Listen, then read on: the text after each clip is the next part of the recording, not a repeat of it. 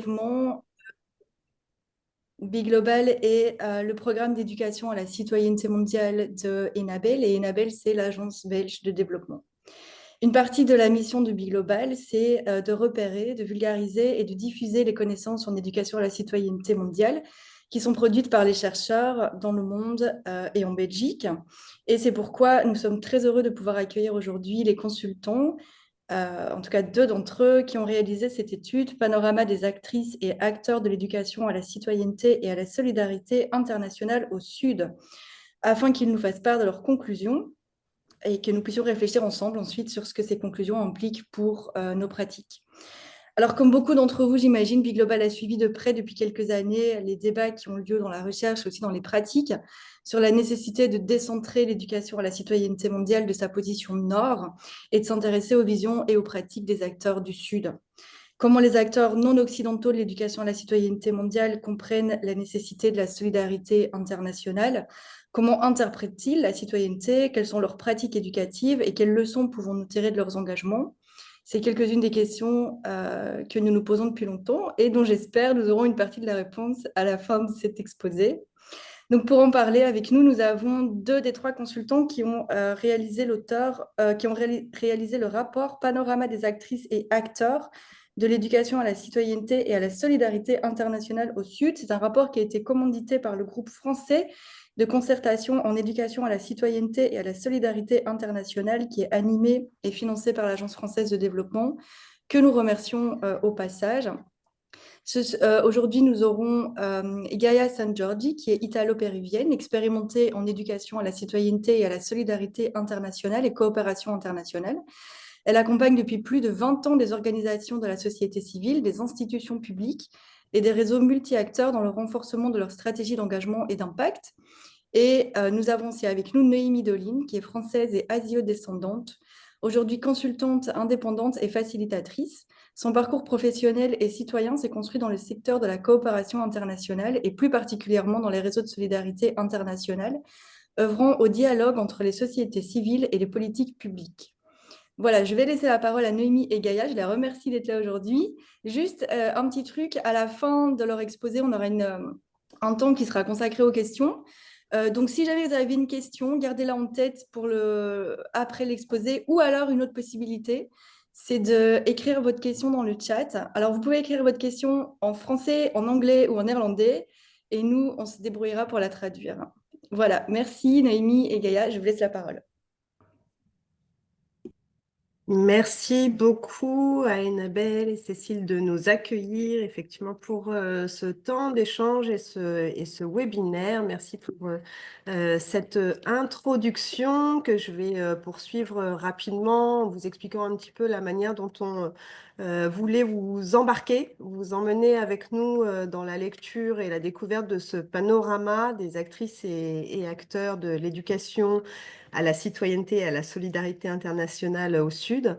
On a adopté une démarche méthodologique un peu particulière. Donc, pour nous, c'est important de prendre le temps de poser un petit peu le périmètre qui a été le nôtre, de poser aussi, de vous accompagner dans le regard qui a été le nôtre et la perspective qu'on a voulu également illustrer à travers ce panorama.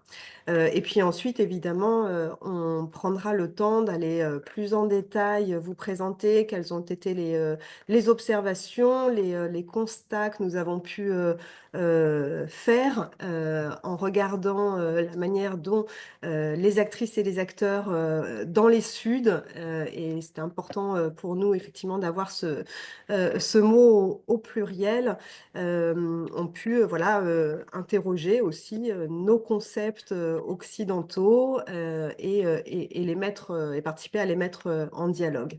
On regardera un petit peu plus en détail également les pratiques, la mise en action de ces principes d'éducation A.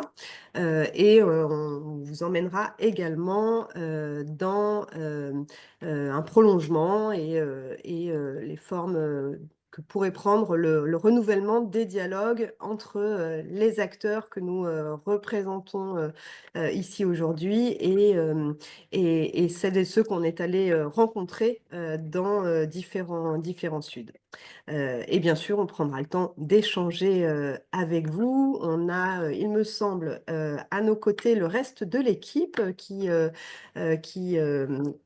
a accompagné la réalisation de ce travail. Donc, Arnaud Laban, du cabinet, fondateur du cabinet Eval for Change, qui a participé très directement à la mise en place de ce projet, qui nous rejoindra sur le temps de questions-réponses. Et je crois qu'on a également José Huerta, qui est réalisateur et qui a accompagné également la réalisation de capsules vidéo qu'on aura l'occasion de vous présenter pour continuer à donner la parole et favoriser l'expression des personnes concernées. Donc, on est ravis de les avoir avec nous. Alors, je démarre effectivement sur l'approche méthodologique qui a été la nôtre.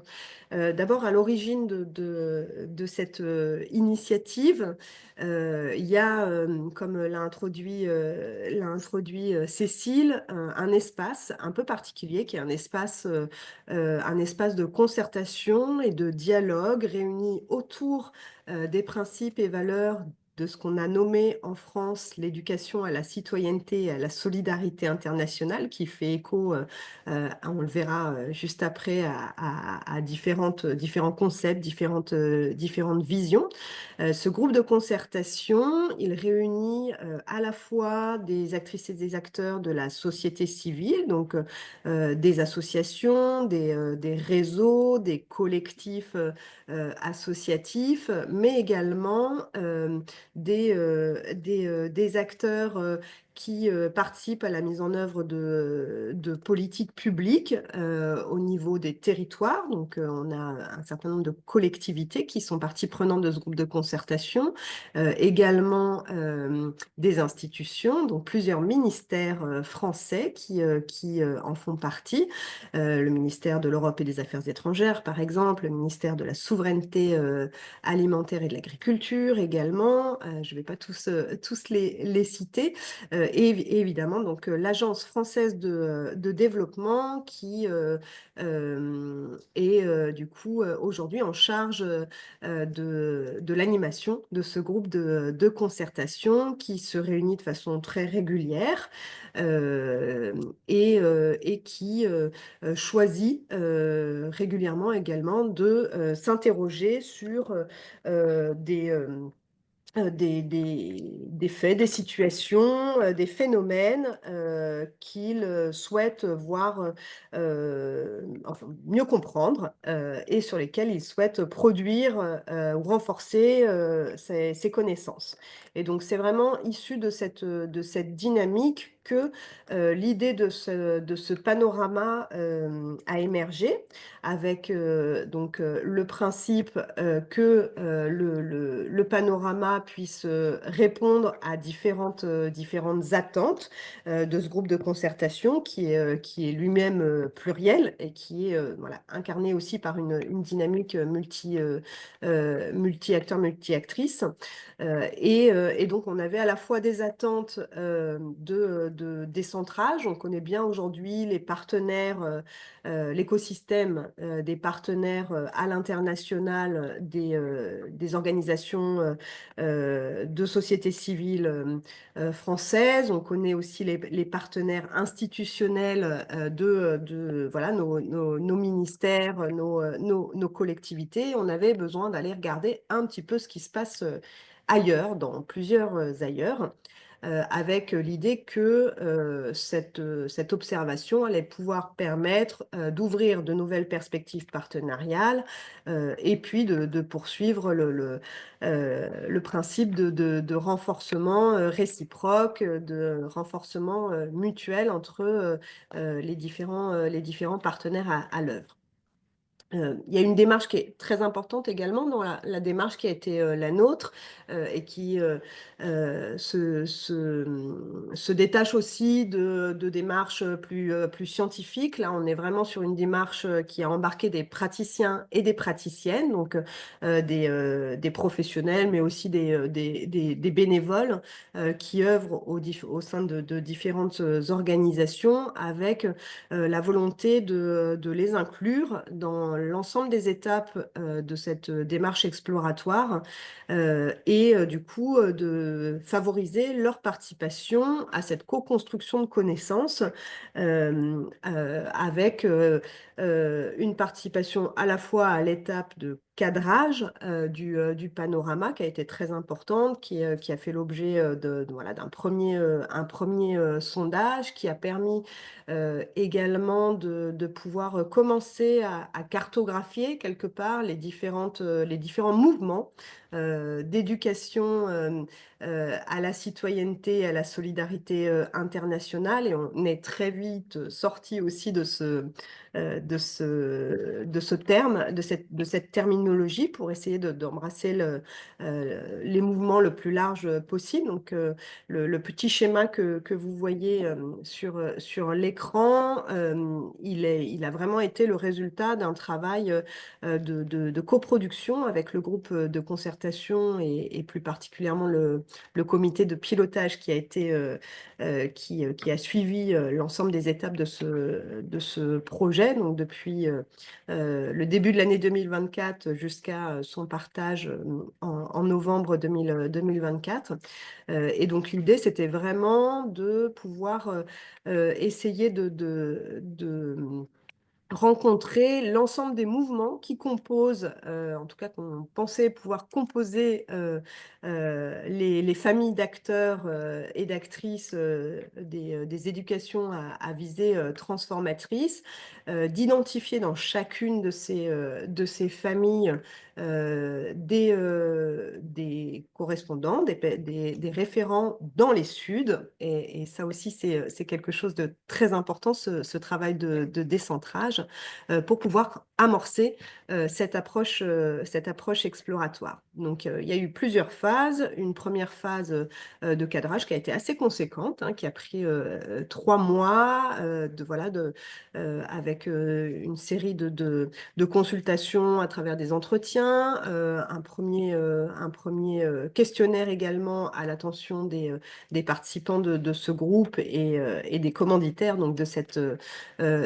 étude. Et puis, on a commencé à rassembler un petit peu les matériaux et à construire la phase de collecte qui a suivi avec à la fois de la collecte qui s'est fait à distance, mais également des terrains, je vais y revenir, qui ont permis notamment de collecter beaucoup de matière, à la fois en images, à la fois en expression, en parole, et puis une enquête assez large qui a été également diffusée grâce au groupe de concertation et à ces différents réseaux et partenaires qui a donné voilà, la production qui va suivre. Et donc la phase finale a été du coup là aussi l'occasion de nouvelles concertations. Il y a eu des ajustements dans les différents constats, des enrichissements aussi,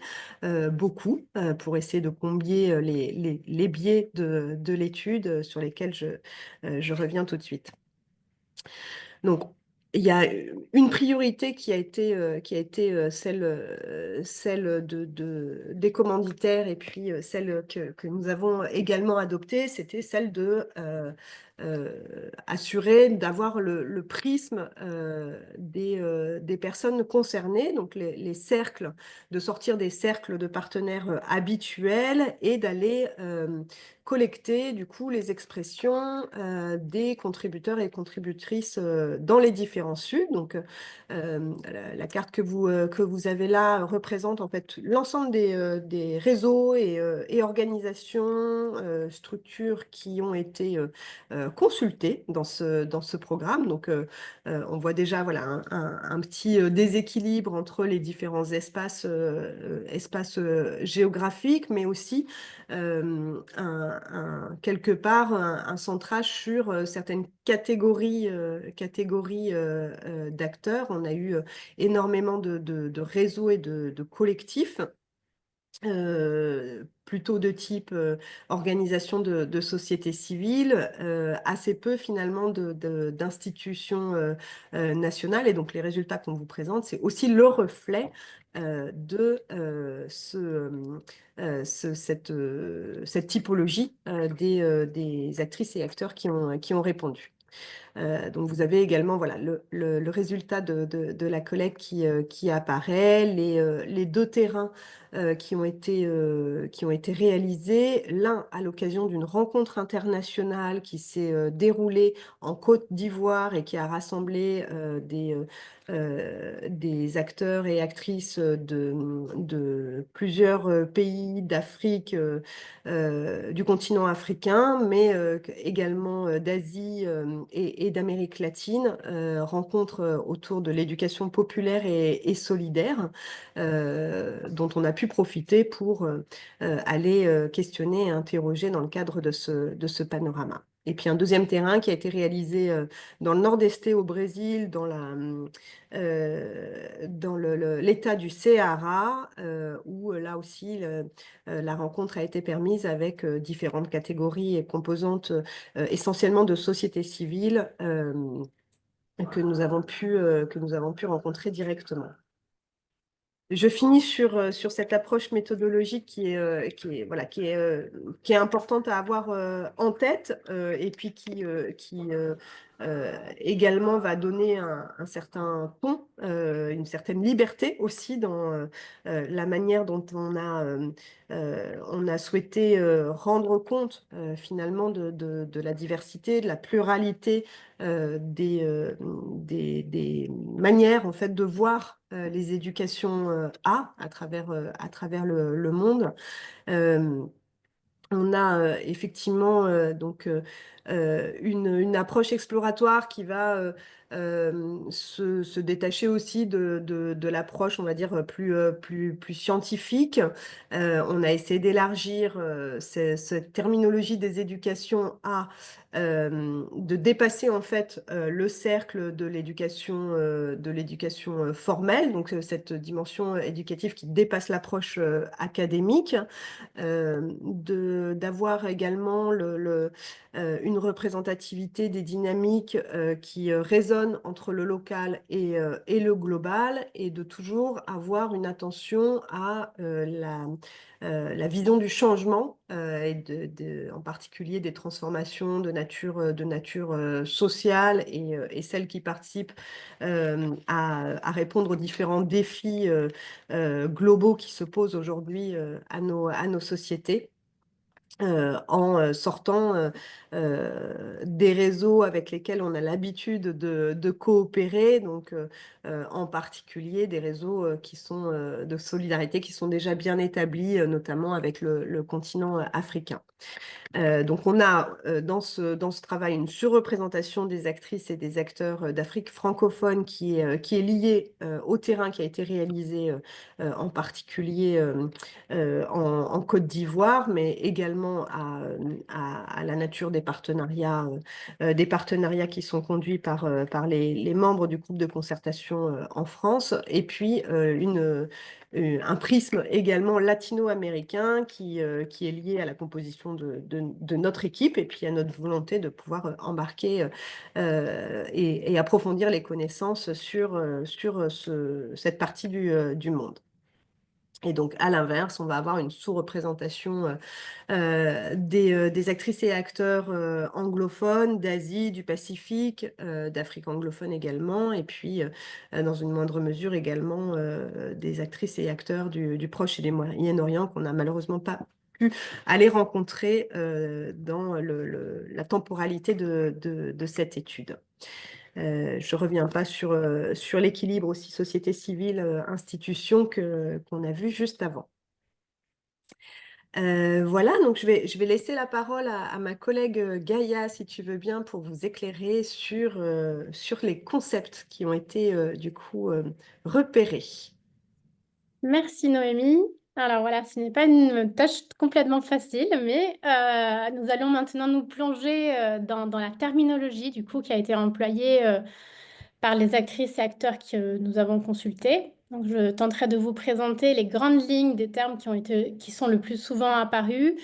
Et bien sûr, vous pourrez approfondir tout ceci en lisant notre rapport que nous vous partagerons bien sûr à la fin.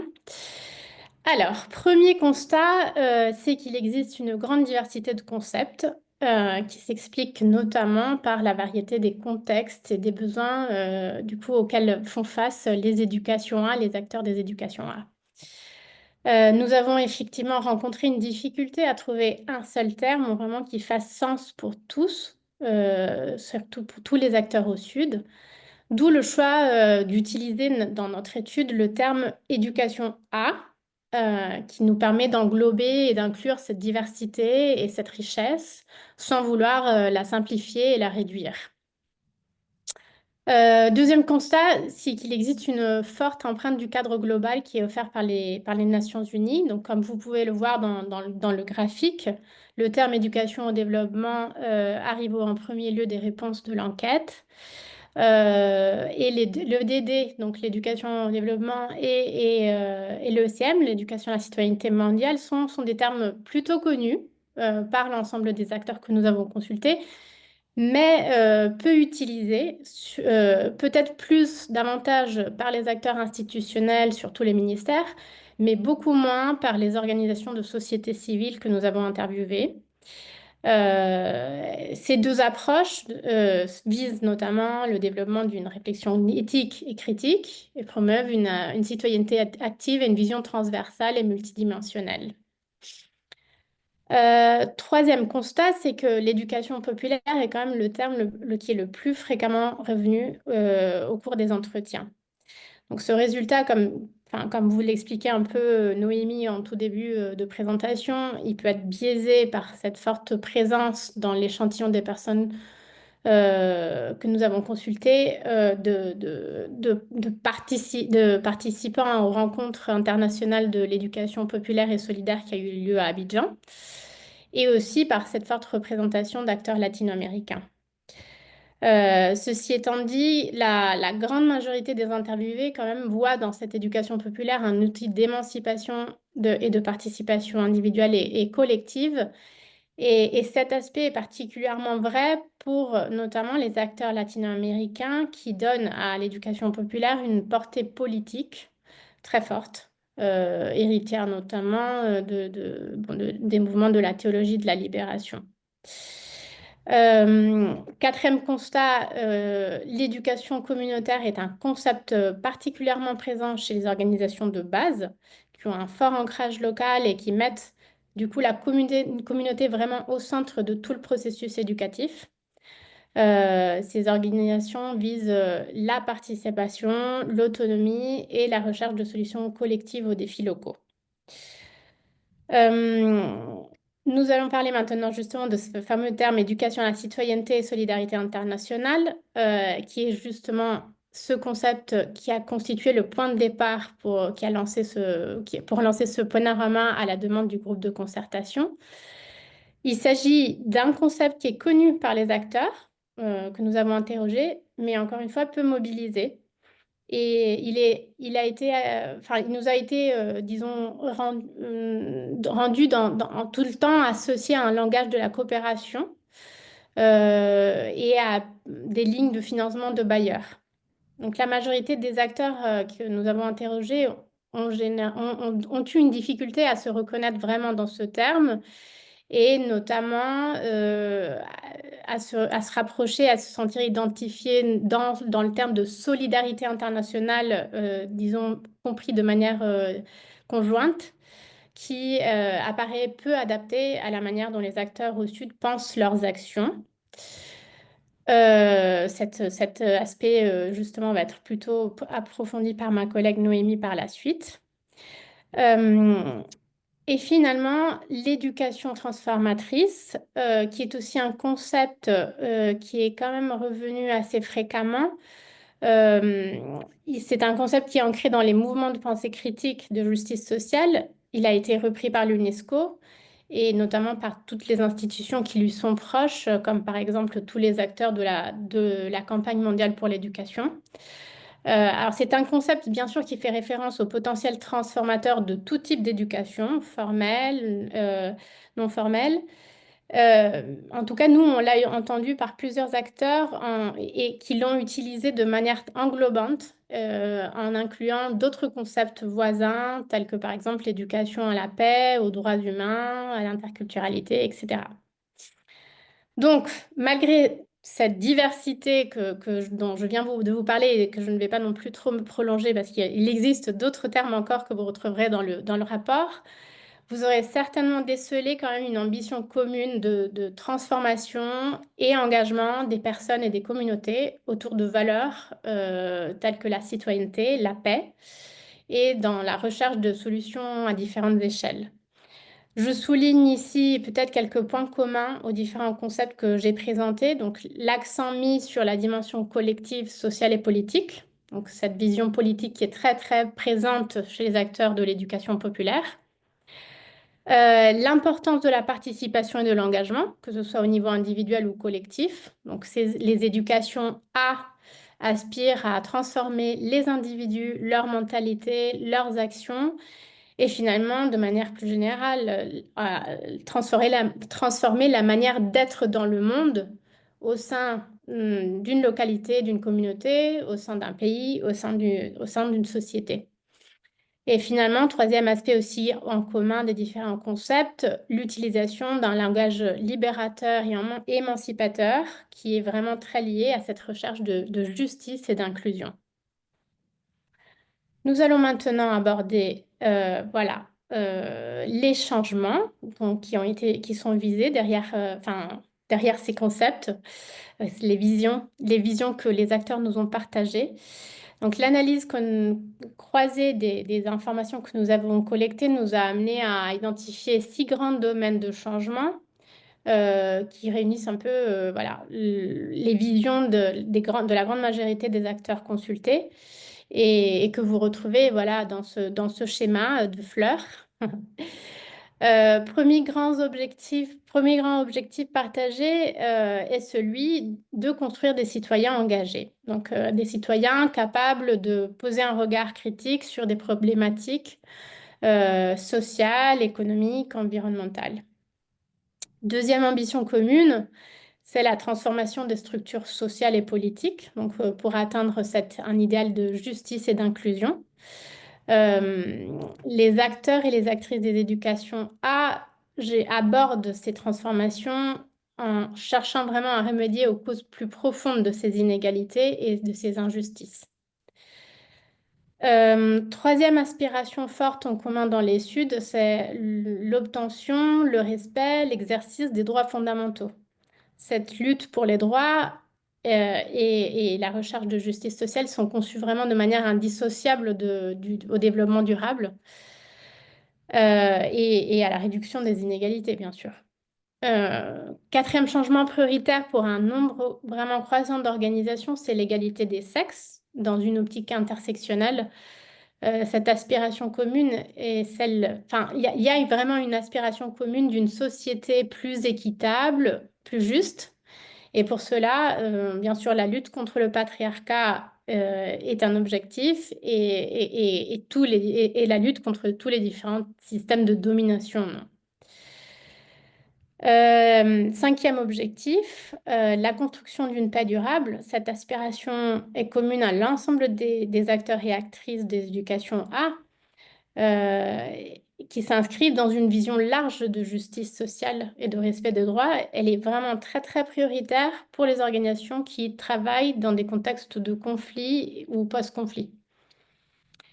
Et finalement, l'étude a mis en avant le fort ancrage de la plupart des organisations que nous avons rencontrées, l'ancrage territorial, particulièrement celles issues de la société civile qui agissent vraiment à des échelles locales Et parmi les objectifs partagés par la plupart des organisations consultées, on y retrouve notamment celui de favoriser le bien vivre ensemble qui se retrouve dans plusieurs langues, plusieurs langages, el buen vivir, Ubuntu, Sumak Kawsai, bref. Et du coup, donc, de favoriser ce bien vivre ensemble et construire un pouvoir d'agir vraiment au niveau de la communauté. Donc, comme vous l'avez dû percevoir à travers cette présentation, les visions de transformation se chevauchent, se complémentent et se nourrissent entre elles. Ce qui nous a amené à penser et à mettre en avant du coup la nécessité vraiment de décloisonner les luttes et favoriser la structuration des acteurs et des actrices.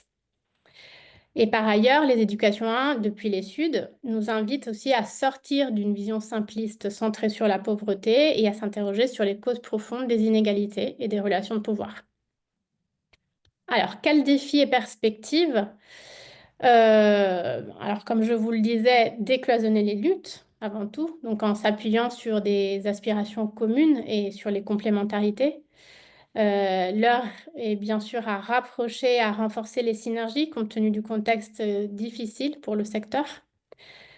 Deuxième défi, ne pas enfermer du coup le discours sur un type d'éducation A, mais parler plutôt d'éducation A au pluriel.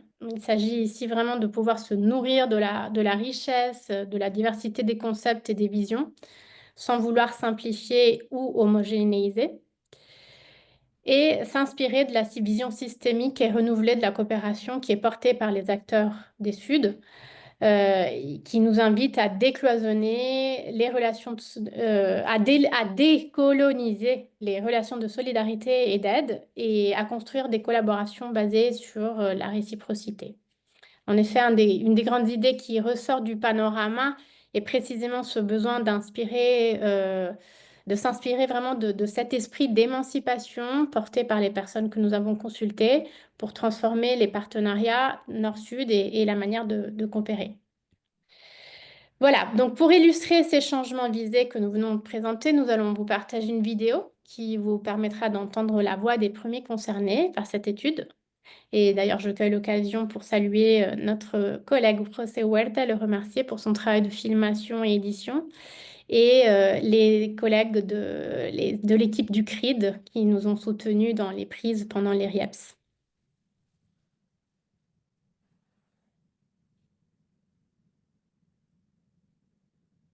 Merci Gaïa.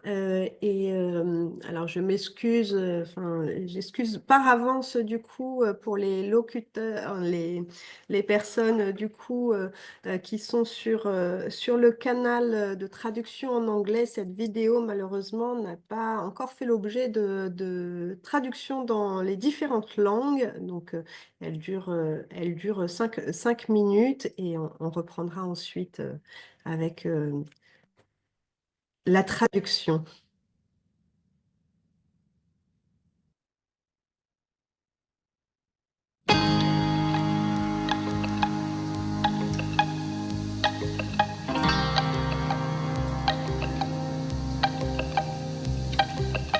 À court et à long terme, nous voudrions que, en fonction des enjeux que nous avons actuellement au Burkina Faso, notre premier souhait, c'est que chaque citoyen soit un acteur de la paix. Chaque citoyen soit un acteur qui participe au renforcement de la cohésion sociale entre les Burkinabés, mais surtout au renforcement de la cohésion sociale entre les communautés qui composent l'entité Burkina Faso.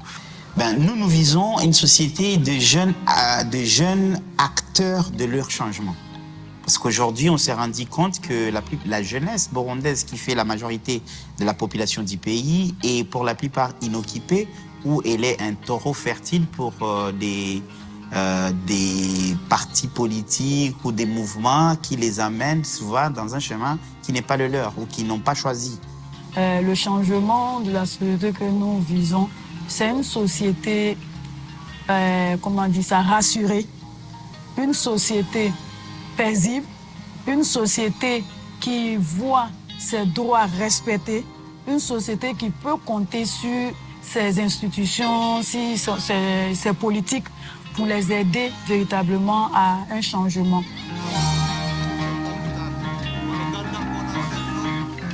À long terme, c'est changer la société gabonaise notamment et donc africaine et mondiale. C'est faire une nouvelle société de jeunes qui ont des valeurs positives, qui ont envie de bâtir, qui veulent sortir de la dépendance, de la lobotomisation politique, de l'aliénation et de ce que nous on appelle au Gabon le kunabélisme. Le kunabélisme, c'est le fait d'être assujetti en fait à un pouvoir politique. Pues queremos una sociedad en la que los pueblos decidan su destino, en donde las mujeres decidan sobre sus cuerpos, en donde las infancias pues tengan días de descanso, de gozo, de juego, donde todo el mundo tenga algo que comer. Que la lucha pasa por la dignificación de la humanidad, de quienes estamos aquí en este planeta como seres humanos, pero también nos estamos pensando que la lucha por los no humanos, porque dependemos de un planeta que está en crisis y que está a punto de colapsar, y con el colapso del planeta colapsamos como humanidad. Entonces le apostamos también a esas transformaciones que tengan que ver también con la vida de los no humanos. Equal and justful world, that's the one thing that I can say.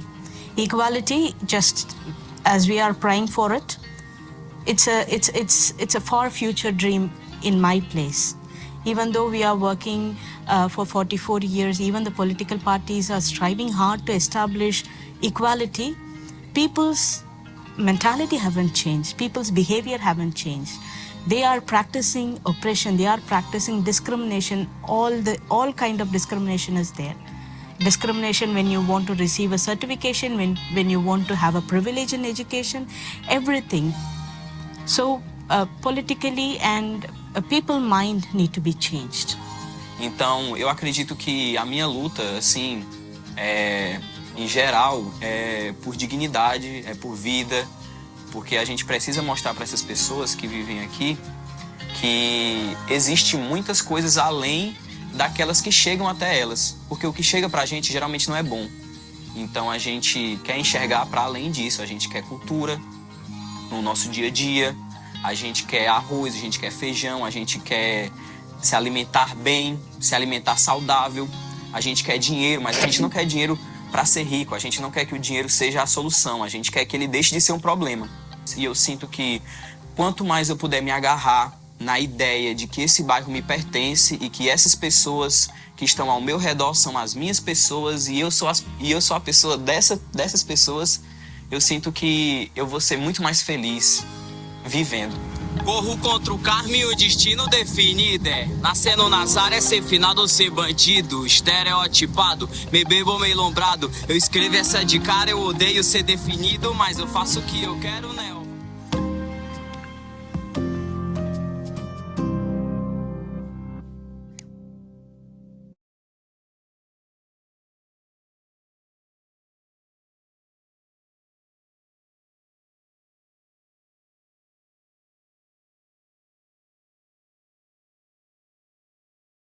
Voilà une petite illustration des paroles qu'on a pu collecter, des expressions qu'on a pu collecter, et elles ont effectivement parfois pris la forme de performances artistiques. Et ça met bien également le point sur le fait que la culture et les arts ont une place très particulière dans ces différentes formes d'éducation et sont des outils puissants de diffusion. Ça fait une parfaite transition sur la partie suivante, sur laquelle on souhaitait vous présenter de façon un peu plus précise les formes d'action finalement qui découlent des concepts et visions et des différents défis qui se posent aux personnes et la manière dont elles organisent finalement leur pratique, leur manière de faire ces éducations pour répondre d'abord en premier lieu à des préoccupations qui sont très concrètes, qui sont vécues aussi dans les quotidiens dans les communautés, dans les territoires, au niveau très local et qui finalement favorise ce besoin de solidarité, de proximité, ce besoin de pouvoir s'organiser pour comprendre, pour décrypter des phénomènes qui peuvent être liés à des facteurs, à des enjeux plus globaux, mais qui sont évidemment très liés de façon intrinsèque et qui obligent à avoir cette vision un peu holistique.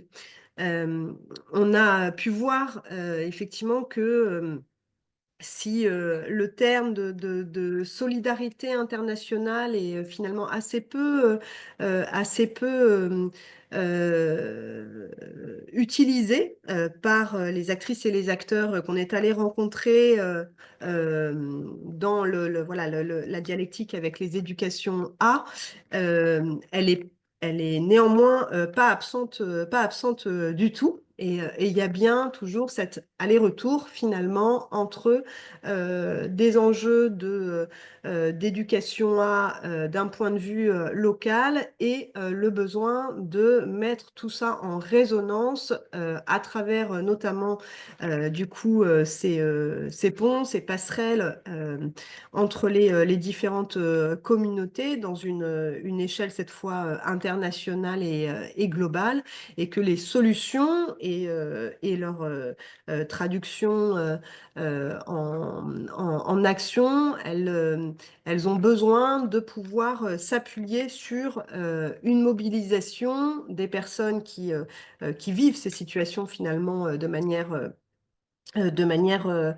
quotidienne, et que c'est cette mobilisation des plus concernés et donc de l'échelle locale et communautaire qui va finalement être le fondement et la base de ces pratiques d'éducation A qu'on a pu observer dans les Suds. La projection à l'international, et c'est un des constats de ce travail exploratoire, elle apparaît finalement pour répondre à un besoin qui est celui du coup de pouvoir échanger entre pairs, être du coup dans des formes du coup de partenariat et de mise en synergie pour participer à lever certaines barrières, certains obstacles. Et donc, ça suppose de construire des stratégies du coup collectives et internationales qui peuvent s'incarner notamment par des actions de plaidoyer. Et ça, on a pu le constater aussi bien dans des géographies méditerranéennes que dans des géographies du coup latino-américaines ou d'Afrique centrale, pour ne prendre que ces exemples-là. Le panorama, il nous a permis aussi d'établir une forme de typologie, en tout cas un essai de caractérisation de ces actions. Alors, je m'entends en écho. Je vais essayer de poursuivre en n'y prêtant pas attention, mais indiquez-moi si ça pose souci de votre côté.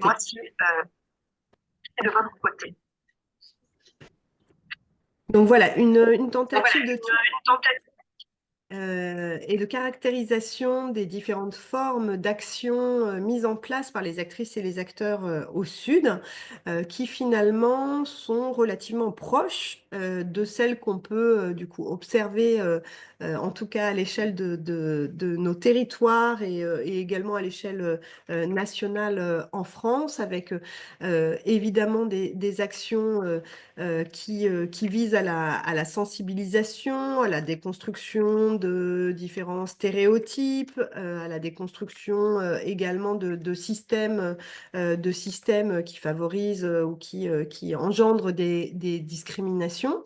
Et l'idée que également ces actions participent à une forme de renforcement de capacité. Donc, ce que certains et certaines ont nommé la capacitation. Donc, comment voilà, on élève, on fait grandir nos capacités à travers de l'échange de pratiques, à travers de l'échange de savoir, de la transmission également, avec une place particulière, on y reviendra, des savoirs traditionnels et des savoirs ancestraux voilà, qui fondent une partie des sociétés qu'on est allé rencontrer. Et puis finalement, c'est ça qui va nourrir les formes de mobilisation, d'engagement citoyen, jusqu'à des actions de valorisation, de communication, par exemple, de construction de discours d'influence ou de plaidoyer, quelle que soit l'échelle, et qui va participer voilà, à finalement formaliser quelque part du coup ce qui est permis grâce aux éducations A, à côté de savoirs plus académiques, et ce qui va permettre également le renforcement de formes de leadership qui voilà, vont s'exprimer à travers différentes formes d'organisation. Donc on a bien une logique et un processus finalement d'apprentissage qui est également un processus qui vise à l'émancipation et évidemment la participation des publics. C'était très bien dit dans la petite vidéo par l'une des personnes interviewées. Finalement, la participation des publics, elle est aussi vue comme une forme d'apprentissage depuis les points de vue des personnes qui pourraient être voilà, en minorité, qui pourraient être écartées finalement d'espaces de transmission de connaissances.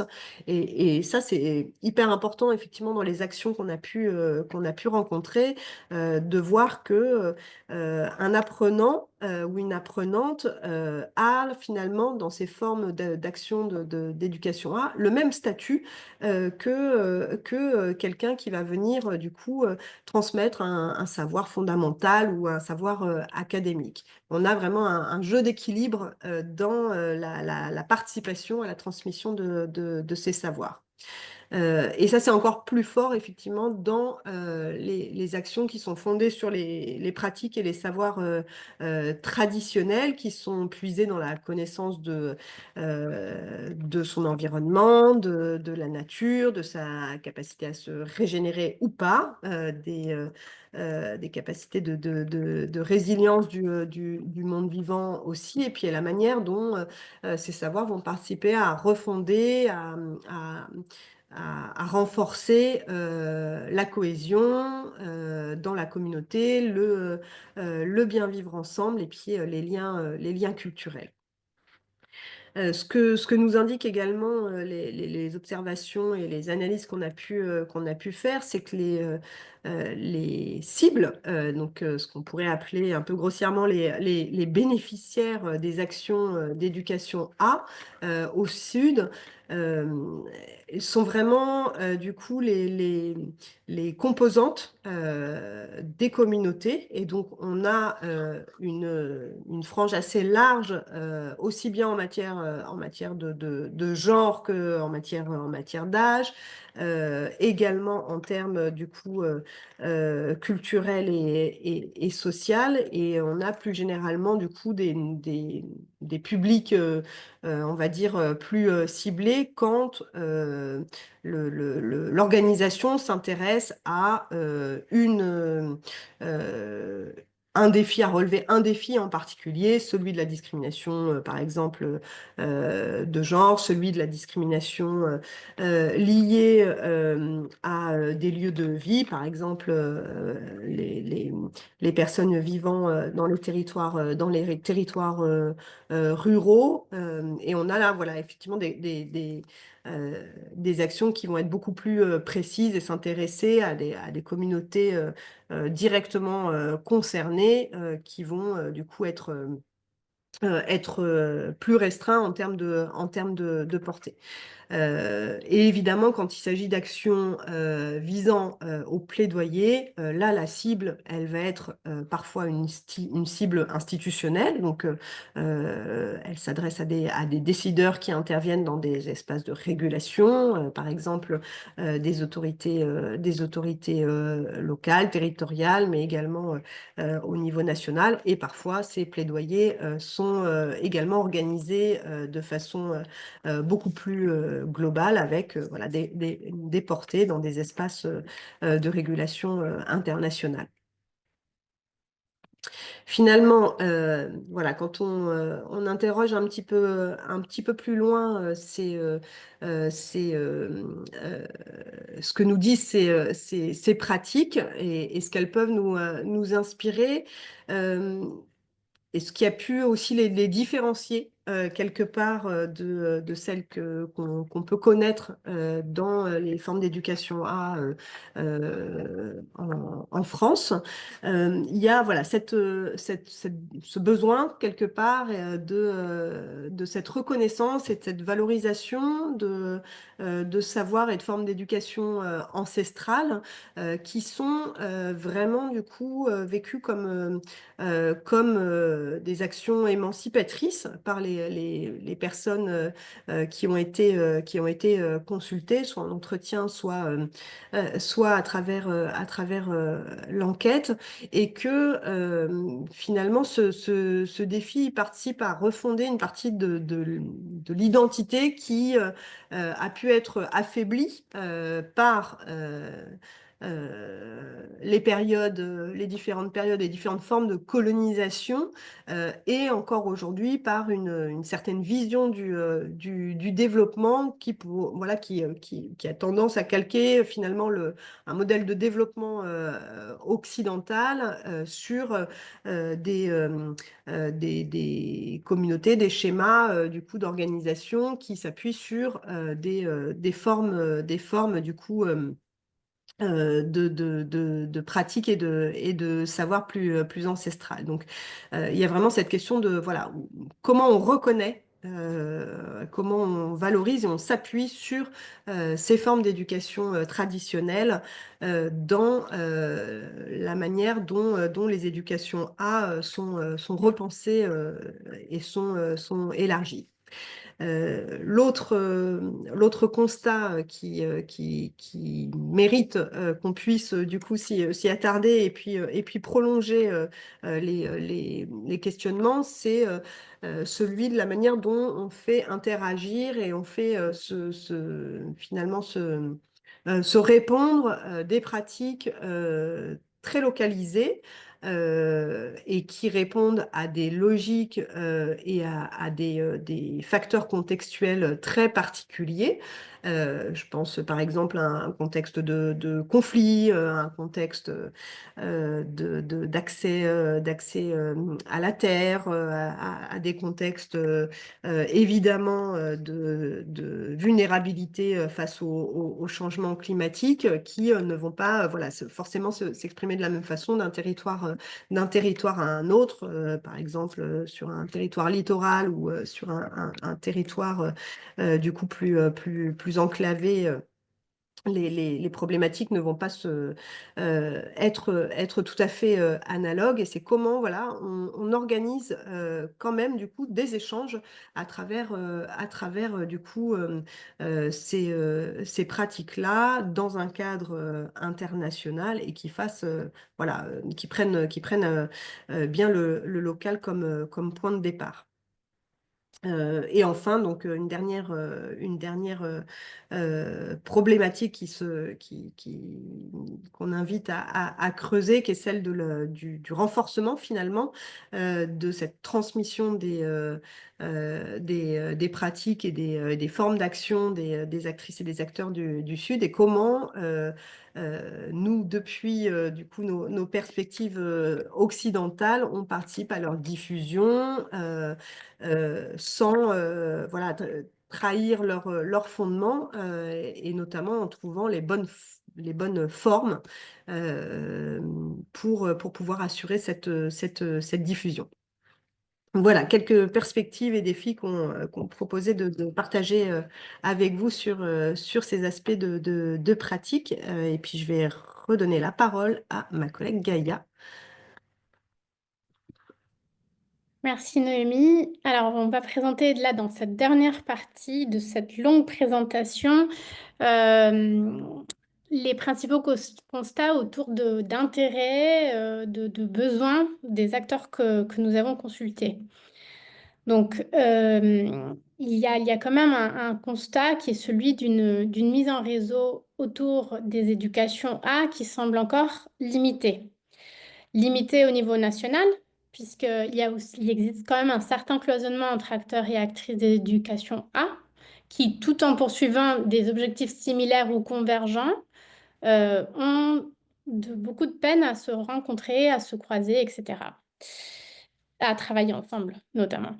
Au niveau international, nous n'avons pas réussi à identifier des événements ou des collectifs qui soient centrés vraiment spécifiquement sur les éducations A et qui rassembleraient beaucoup d'organisations de différents secteurs et de différentes géographies. On vous disait, hein, le seul événement qu'on a l'impression qui s'est organisé dans cet esprit-là, c'est vraiment cette rencontre internationale de l'éducation populaire et solidaire en Côte d'Ivoire l'année dernière. Les échanges entre acteurs des éducations A, des différents continents et des différents écosystèmes semblent plutôt avoir lieu dans le cadre d'événements plus larges, comme par exemple le Forum social mondial, ou des événements plus sectoriels, comme par exemple la campagne mondiale pour l'éducation. Au niveau régional, l'Amérique latine se distingue peut-être un peu, et vous le voyez sur la carte, par une structuration plutôt dense de collectifs à l'échelle continentale. Vous retrouverez là le Conseil d'éducation populaire d'Amérique latine et Caraïbes, le CEAL, le Conseil latino-américain de sciences sociales, le CLACSO, le réseau d'éducation populaire par les femmes, le REPEM, la campagne latino-américaine pour le droit à l'éducation, le CLAD. Enfin, cet écosystème-là, en fait, d'acteurs des éducations A semble assez dynamique, et il se caractérise d'un côté par une présence de centres de recherche ou d'acteurs universitaires qui sont actifs au sein de ce réseau, par une identité aussi très reliée au monde de l'éducation populaire, avec une visée politique forte, et à une certaine proximité ou des liens qui sont quand même tissés avec des organisations internationales comme par exemple l'UNESCO ou la CEPAL. Sur le continent africain, on a vu qu'il y avait certaines dynamiques qui sont en train d'avoir lieu. On a relevé par exemple celle du collectif Tournons la page, qui rassemble aujourd'hui près de 250 organisations de tout le continent. Nous avons vu aussi que le Festisol a été également souvent mentionné comme une initiative continentale qui a démarré en France, mais qui s'est par la suite internationalisée à la demande des partenaires africains et qui rassemble aujourd'hui un grand nombre d'acteurs des éducations A. Voilà. Bref, cette faible structuration et cette mise en réseau assez limitée n'est pas le seul besoin, le seul défi auquel font face les acteurs. Noémie, est-ce que tu pourrais passer à la slide suivante pour aborder du coup les différentes difficultés qui ont été mentionnées? Tout d'abord, le manque de moyens financiers et humains qui constitue le principal obstacle au développement des éducations A. Il s'agit, comme vous le voyez dans le graphique, d'un besoin prioritaire qui a été exprimé par 80% des personnes consultées à travers l'enquête. Ce défi, ce manque de moyens a un impact direct sur la capacité d'action et de mobilisation des organisations. Alors, le manque de politique publique et de soutien de coopération institutionnelle constitue des facteurs qui expliquent en partie ce manque de moyens et qui rajoutent des difficultés, hein, parce que bien qu'il y ait eu des progrès qui ont été relevés par l'UNESCO en matière d'intégration des éducations A dans les stratégies éducatives, globalement, les programmes publics qui ont une vision vraiment holistique de l'éducation et qui font des éducations A une priorité restent quand même assez rares. On a quand même vu en Amérique latine que les acteurs des éducations A et surtout de l'éducation populaire ont pu imprégner certaines politiques publiques, notamment en matière d'inclusion des peuples autochtones et afrodescendants.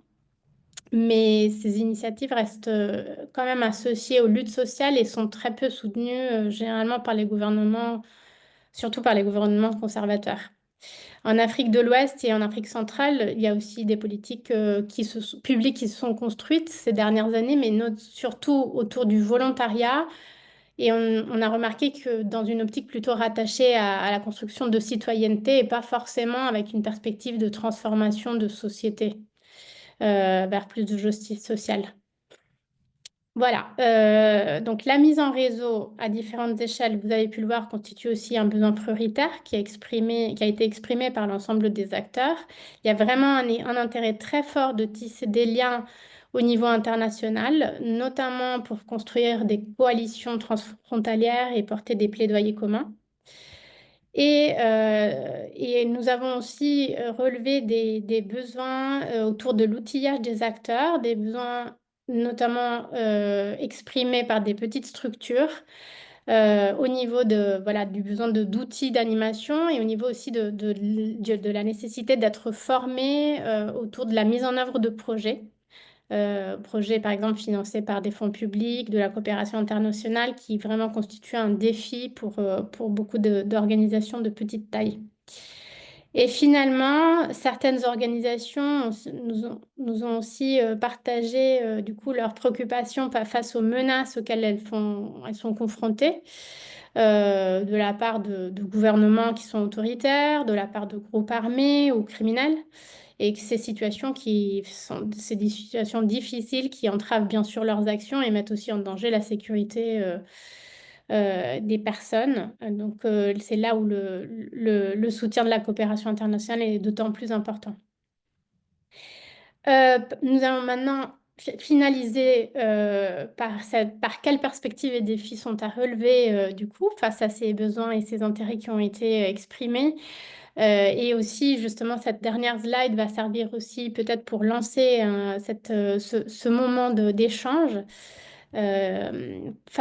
Du coup, d'un côté, pour nous, il y a eu vraiment un défi à relever en matière de mise en réseau des organisations de société civile des Suds, à différentes échelles, nationales, régionales, internationales.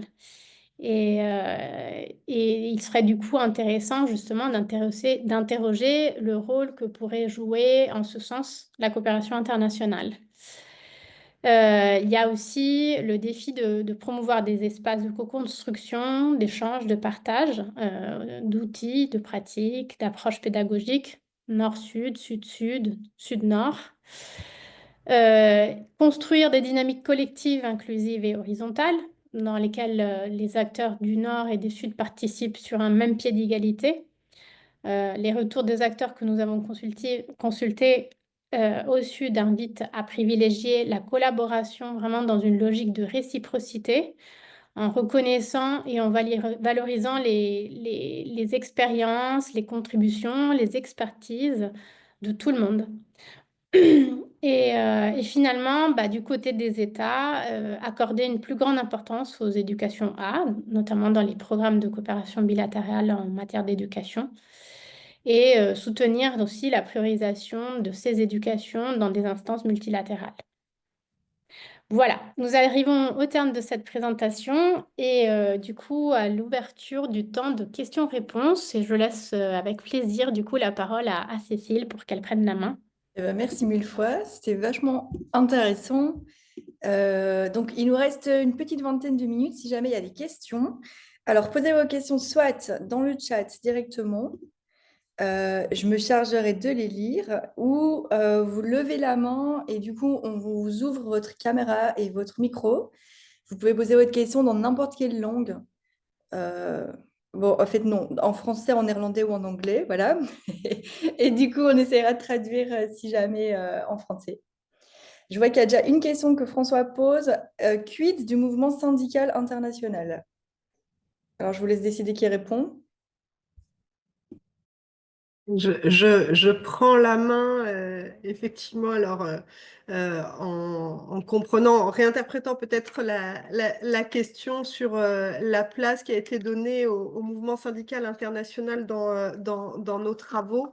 Finalement, on a retrouvé dans les Suds des acteurs de ce mouvement à travers notamment le réseau ATTAC qu'on a pu rencontrer sur le continent africain.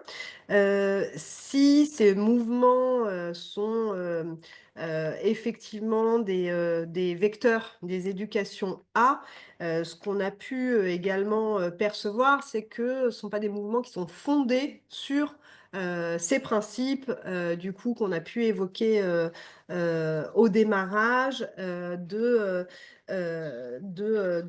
partage finalement d'apprentissage de manière très horizontale, de participer du coup à la construction et à des visions émancipatrices. Et donc parfois, voilà, les éducations A viennent outiller quelque part du coup ces mouvements, mais ils sont structurés par d'autres visions, d'autres intérêts formés autour des droits, des droits humains et des droits des travailleurs et des travailleuses, mais ils n'ont pas été effectivement centraux dans les mouvements qui ont été repérés comme vraiment voilà, fondés sur ces principes d'éducation A.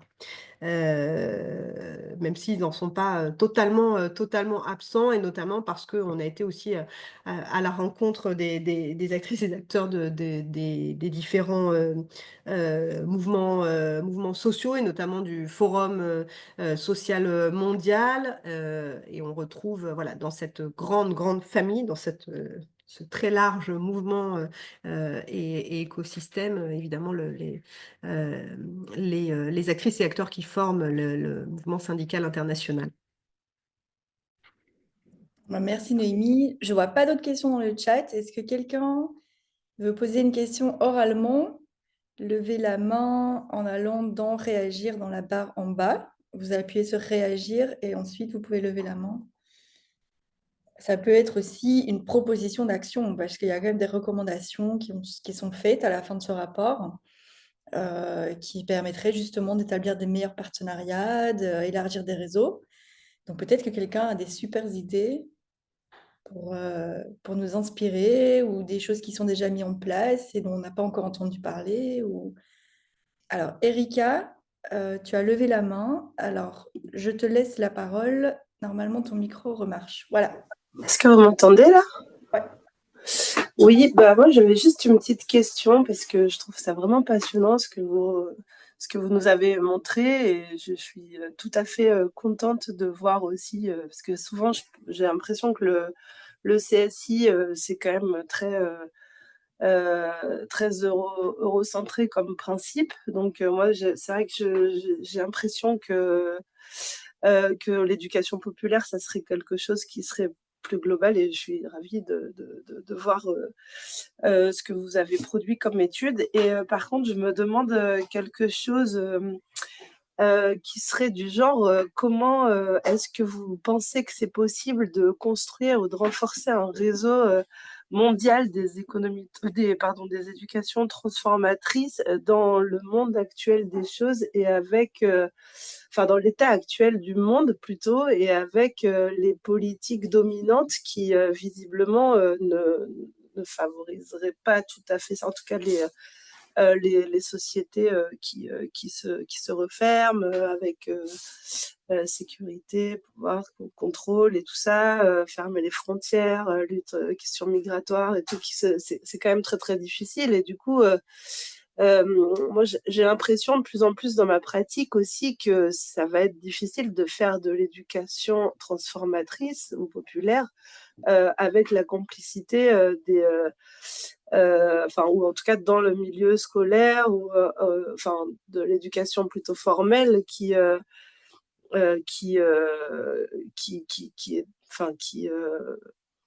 dans lequel c'est quand même de plus en plus difficile d'agir, je trouve, en tout cas. Voilà, et puis du coup, je me demandais si c'était pareil dans d'autres pays, et selon vous, est-ce qu'il ne faudrait pas qu'on trouve d'autres lieux pour développer ça, pour se mettre en réseau à part, ou enfin, je sais pas trop, je sais pas ce que je souhaite, hein, mais voilà, je me questionne sur cette notion de pouvoir et de possibilité de mise en réseau, quoi. Voilà, et du coup, je rejoins beaucoup Françoise qui, je pense, de plus en plus que le mouvement syndical serait aussi un lieu favorable, un espèce de retour aux sources de l'éducation populaire. Je trouve que ça serait cohérent. Voilà. Merci, Erika.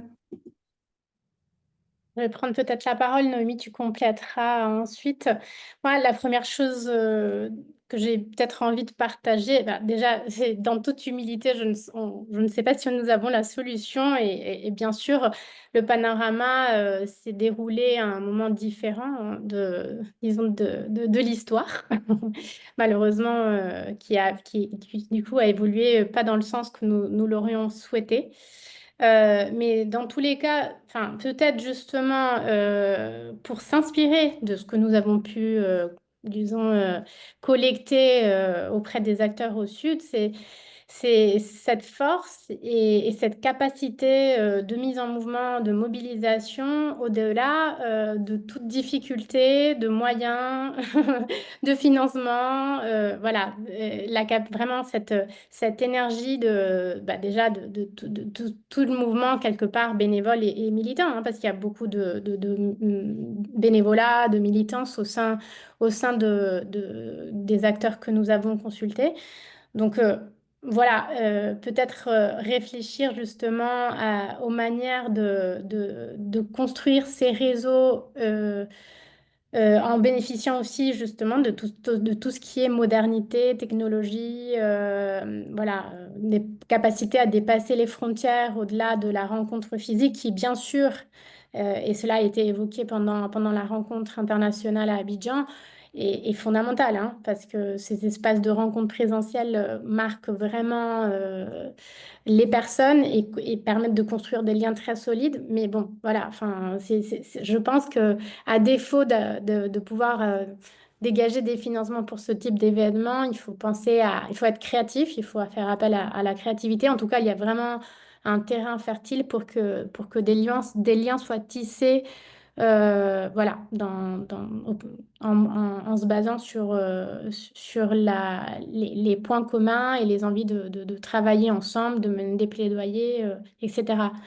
Et par rapport à ce que tu disais, du coup, Erika, par rapport à la difficulté de faire de l'éducation transformatrice en milieu scolaire, là encore, peut-être source d'inspiration de ce qui est mené par les acteurs au Sud, qui justement ne se restreignent pas du tout au milieu scolaire pour faire des éducations A, voilà, pour mettre en place des actions des éducations A. Voilà, encore une fois, peut-être justement creuser des pistes pour échanger et pour s'inspirer en fait de ce qui est mené ailleurs. J'en profite pour rebondir parce qu'on a plusieurs questions. J'essaie de les grouper un petit peu. Mara qui demande, est-ce que vous connaissez des bons exemples de partenariats de soutien d'initiatives d'Exil et Sud par des OSC occidentales. Donc, est-ce qu'il y a des partenariats où ce sont en fait les OSC occidentales qui soutiennent les initiatives sud? Déjà celle-là. On va déjà prendre celle-là.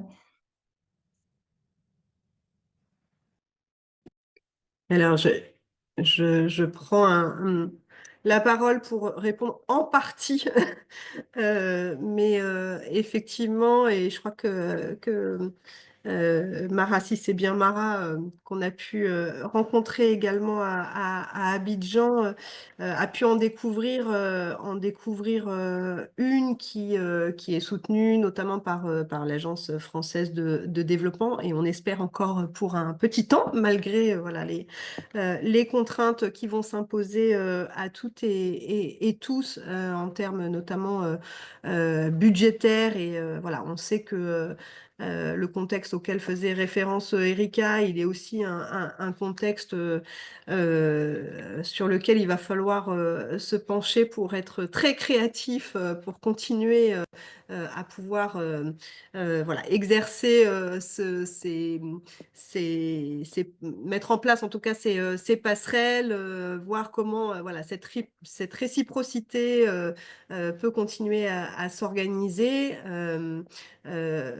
Mais voilà, on a effectivement, dans le cadre par exemple du Festival des solidarités internationales, aujourd'hui une part de plus en plus large, et je crois qu'il y a quelques acteurs et actrices qui en font partie, qui s'organisent en fait dans les Suds, donc dans différents pays, dernièrement à Madagascar, pour donner finalement avoir une forme de structuration, de solidarité qui met en dialogue à la fois du coup des acteurs des solidarités locales que sont les sociétés civiles, mais aussi du coup la manière dont elles favorisent ce dialogue avec leurs interfaces au niveau institutionnel, donc que ce soit les autorités locales, que ce soit les territoriales ou que ce soit du coup les autorités nationales. Et donc c'est elles qui finalement vont interpeller leur politique publique pour pouvoir avoir un peu plus de reconnaissance et de valorisation sur ce qu'elles permettent effectivement, qui n'est pas aujourd'hui organisé dans les formes, on va dire, académiques d'éducation. Et donc voilà, ce format de festival international, il est en train de prendre un peu d'ampleur, en tout cas à l'échelle du continent africain aujourd'hui, et d'autres formes de structuration existent en Amérique latine. Peut-être voilà, que des exemples peuvent émerger aussi des participants et participantes qui sont là. J'en vois un certain nombre des Suds qui pourraient en témoigner de façon beaucoup plus détaillée en tout cas. Du coup, j'en profite. Il y a pas mal de messages qui sont en fait des appels à partenariat, plutôt, je verrais ça comme ça, des personnes qui demandent ce qui peut être fait. Alors, ce que je propose, c'est que parmi nous, parmi ceux qui sont encore là, s'il y en a qui voudraient justement prendre des nouveaux contacts, interagir, voir s'il y a moyen de lancer des partenariats, eh bien, vous pouvez directement, en cliquant sur le nom de la personne, lui envoyer un message privé. Donc, je propose que ceux qui souhaitent puissent prendre les coordonnées des uns et des autres, et puis éventuellement, ça pourrait lancer des nouvelles initiatives très chouettes. Alors, j'ai une autre question de La Salette qui demande, qui dit qu'en fait, cette recherche pourrait intéresser en fait, les pouvoirs publics, qui demande s'il y a des étapes suivantes pour aller un peu plaider la cause auprès des politiques à n'importe quel niveau.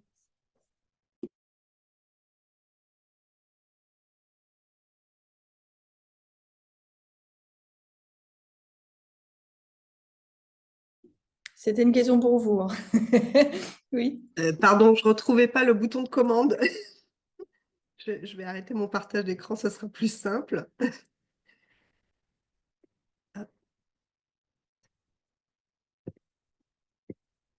Oui, alors effectivement, les politiques publiques, alors non seulement s'emparent des résultats de ces travaux, mais y ont contribué en fait à chaque étape, en tout cas dans le cadre du groupe de concertation de Lexi côté français, et on souhaitait lui donner un prolongement. Le premier qui est tout à fait concret, c'est celui de l'ouverture de ce groupe de concertation aux actrices et aux acteurs des Suds.